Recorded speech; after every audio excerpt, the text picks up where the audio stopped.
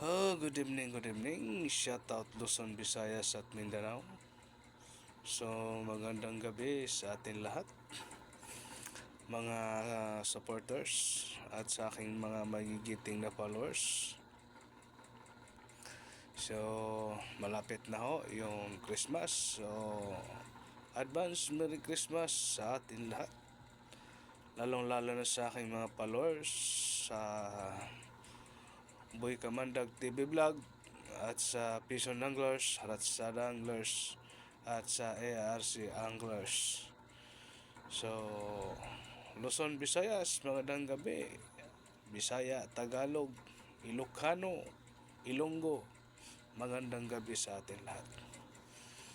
So, yun na nga mga loads. Magre-reaction lang ho tayo dito sa kaguluhan sa ating bansa.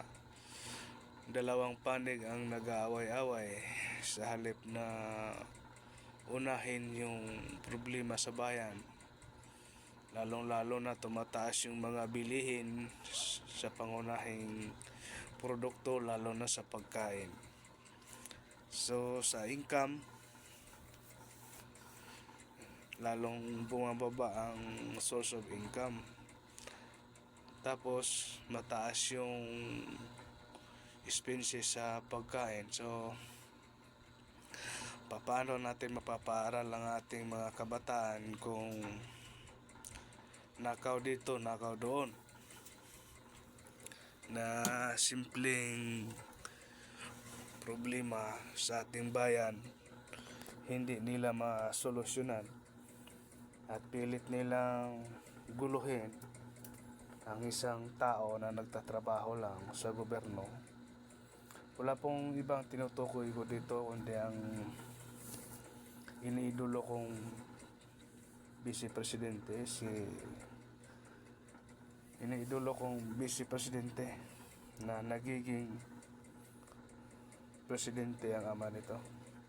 Mabuting tao po ito, lalo na yung papa niya. So, nung sa Davao ako, nakikita ko po na ang Davao malinis, very clear, at saka very talaga yung street nila dyan. Kahit matulog ka sa gilid ng kalsada, di ka talaga madidisgrasya. Tagal ko dyan nakatira sa Davao, no? Tsaka mahigpit po na pinagbabawal dyan yung